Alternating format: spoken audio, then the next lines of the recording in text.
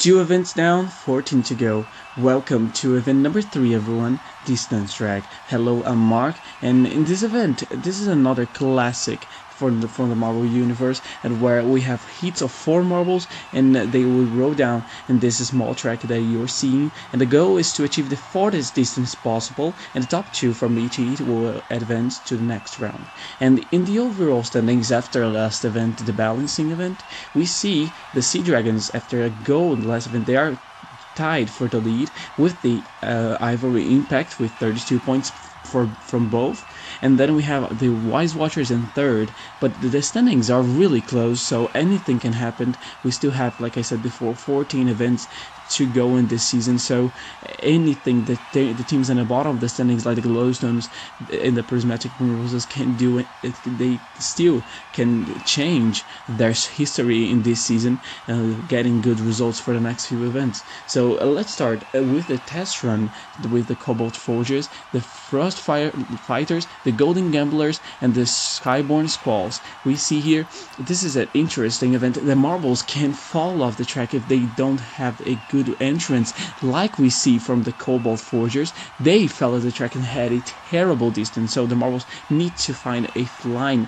in this final line to find a great line to get a good distance, and the Cobalt Forgers unfortunately couldn't find that, so they received a 26.5. Got the Golden Gamblers 139.20. that is a good distance. And let's start with the first heat with the leaders of the standings, one of our leaders with the reserve Tusker, Swifty Swans, Sedation Choir, and the Glowstones. Glowstones, of course, doing really bad in the standings, and they are the first one to drop off, and they had a good distance. Citation Choir couldn't find a line to catch up, but the Ivory Impact are already eliminated.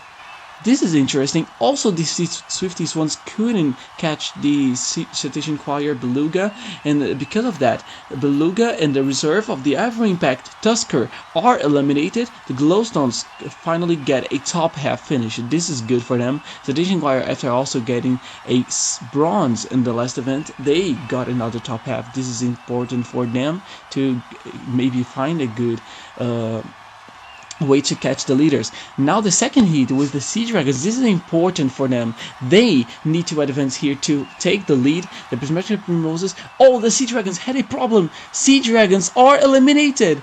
Shimmering Sunburst and the Prismatic Primroses are going to advance. The Sea Dragons and Permafrost of the Glaciators are not going to advance from this event. This is going to go down for whoever got the farthest distance to stay in the lead. I think, yeah, this is a better distance than Tusker of the Ivory Impact. So Sea Dragons in the standings are going to stay ahead of the Ivory Impact, but I don't know if the other teams can catch them. Let's see. Wise Watchers, they are now in the heat. They are in third in the standings. Pollen Protectors, Lunar Outriders, and the Vermilion Velvets are the other 3. Lunar Outriders and the Vermilion Velvets, the first 2, had a good distance. The Wise Watchers cannot advance, and the Pollen Protectors, what a terrible distance. I think that is not going to pass 10.5. Let's see.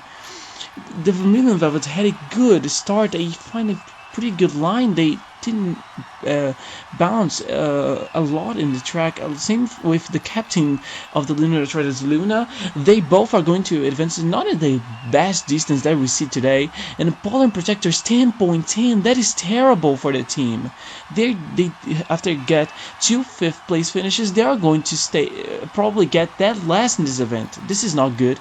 Coastal Crushers, Starship Speedsters, caught into collision, and the Jazzugernauts. Jazzugernauts fell off the track piano. They fell off the track. This is not going to be good for the Jazzugernauts. After dead last in the last event, they also are going to have a terrible score. Nebo of the Cottontail Coalition are not going to advance, but Harperior and Shell of the Coastal Crushers and the Starship Speedsters both are going to advance, and both are in the top half of the standing so far. So this might change the history so far of the season, because with this, let's see, 13th and 14th for the top 2 in the standings. And the third place team in the standings, Wise Watchers, are in 10th only in this event. Oh my god, this is going to change the standings a lot. We have a lot of teams in the bottom have like the Glowstones and the Prismatic Primroses in this heat with the Vermilion Velvets and the Coastal Crushers. Coastal Crushers are, I think, the only team in the top half of this heat so far in the standings. So let's see what they can do. If they advance here, I think they might be able to take the lead, but this is not going to happen. The Vermilion Velvets anchor, they make a wonderful pass, passing throughout every single member, and they are going to win this heat and advance to the final with the Prismatic Primroses. The Glowstones unfortunately are going to be eliminated with the Coastal Crushers. Shell, the reserve, are not going to, I think, take the lead with this result. I don't think they will be able to take the lead from the Sea Dragons. So let's see what is going to happen, because that is now the second semifinal with Beluga, Sandara, Luna, and Hyperior. Hyperior and Cetacean Choir are the two teams for the Cetacean Choir and the Starship in the standings in the top half. But Luna and Cetacean Choir, they are in the top two, and Sandara couldn't even appear in the camera with a terrible score. Hyperior also is not going to advance to the final, but Luna and importantly the Cetacean Choir, Beluga, are going to advance.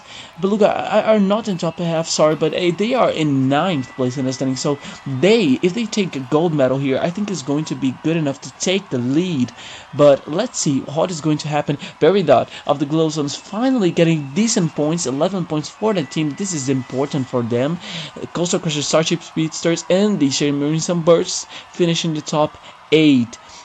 But now we go to the finale. Vermilion Velvet, Cetacean Choir, Prismatic Primroses, and the Lunar Outriders. Lunar Outriders got stuck, but they are going to get a free. And Prismatic Primroses, the first down. Lunar Outriders make a pass, and any other two couldn't find a way to pass the Lunar Outriders. And Luna, the captain of the Lunar Outriders, are going to take a gold medal for the team. After a solid result on the last event, they are putting every single strike that they had, and make a wonderful move pass from Luna in front of Liliant, and Lush Cream and Beluga couldn't find a great line to get past them, and Beluga only managed to get 4th here. I don't think it's going to be enough to take the lead, but let's see the standings, and this is the overall results of this event. Lunar Ultron has been very consistent. Same with all the top 4 actually was very consistent. And the Pollen Protectors, disaster score for them. But this is the podium. Another new podium we have here. Any team that get a medal in the last 2 events couldn't manage to get a medal here, so we have new teams in the podium today. This is interesting. And let's see the standings. The Lunar Outriders, wait a second, they take the lead, 10 spots to the lead, 39 points, 4 points ahead of the Sea Dragons and the Ivory Impact. This is just a wild standings. Oh my god. Prismatic Primroses jumped to 9th, Vermilion Velvets to 10th, and Jet Juggernauts, the distance between Jet Juggernauts and Lunar Outriders are just 29 points. And I'll see you back, everyone, for the next event, Collective Pursuit. Goodbye, everyone.